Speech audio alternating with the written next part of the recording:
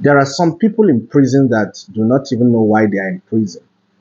They can't explain. Ask them, why are you locked up? They can't tell. They have zero explanations.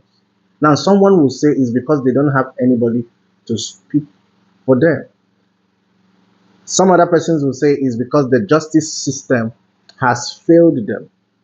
But some of you fail to look at it from the bigger picture, which is from the spiritual side of it. Now, each time we talk about this spiritual side, some people get irritated because you think that we just want to spiritualize everything. No, the thing is that you do not understand. It doesn't mean that there are no persons in prison via or through natural cause or mistake identity, things like that. But let me tell you, most of the people in prison were spiritually targeted. Take it or leave it. They were spiritually targeted. When a person is imprisoned spiritually, before you know it, that person ends up in a physical prison because that is what the enemy wants to achieve, to cage you. They know they couldn't take your life because you have a very strong spiritual covering over your life. So your life is not easy to be taken. So in order to make sure that that destiny is not fulfilled, they can cage you, put you in a cage spiritually. That cage will represent a physical prison. That's why you find someone who is brilliant, intelligent, has bright future, but ends up in prison for something that they are not even aware of.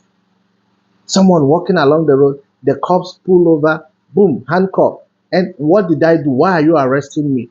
No response. 1 month passed, 1 year passed, 10 years down the line. No justice. Somebody else commits a crime. Unfortunately, you happen to pass by. Handcuffs on your hands. You end up in prison. Every effort to bail this person proves abortive. What do you think is the problem? You think it's because the justice system has failed? Are you trying to say that there are no longer cops, lawyers, judges with empathy? No, it's because this person's case has been sealed spiritually. That person has been sentenced spiritually. So, in reality, whether there is a crime committed or not, something has to be tied to that person to be taken away for a very long time, just to make sure that by the time they will come out, if they will come out, time is already against them to fulfill their purpose, to fulfill their destiny in life. Yes, some of you don't understand how witches operate. Witches, listen, they see a person's future. In case you don't know, witches have ability to see a person's future. They have ability to interrupt it, regardless of what you think, your perception of them, your knowledge of them. It doesn't matter. But I'm telling you reality. This is how they operate. Now, let me add this. Someone made a statement in one of my posts to say that stars cannot be stolen. Yeah, but stars can be delayed. Now, what is the difference? Now, some of you think that delay, right? It's not denial. Now, it depends on what is delaying your destiny or what is delaying your star. Let me set the discrepancies. There is difference between charm and witchcraft.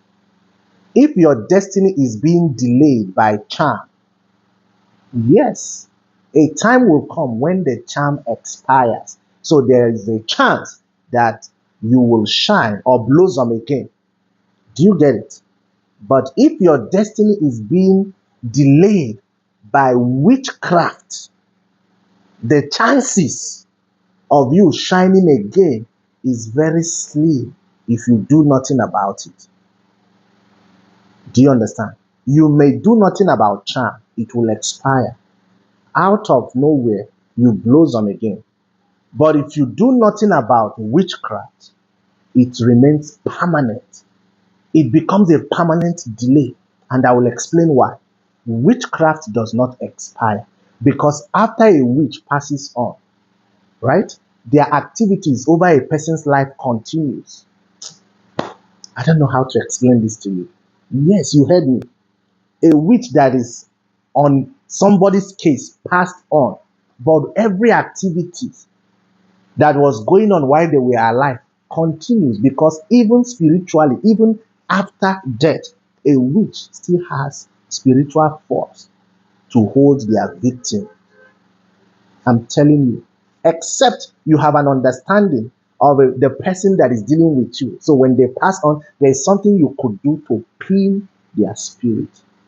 That is the only time you will breathe again. You will blossom again. Do you understand? Don't sleep on witchcraft. They don't get tired. They don't forget. They don't relent. They don't forgive. You must fight them with everything you've got, because they are not willing to give up. Do you get that? Please make sure to share this video if you find it useful or interesting. Thank you.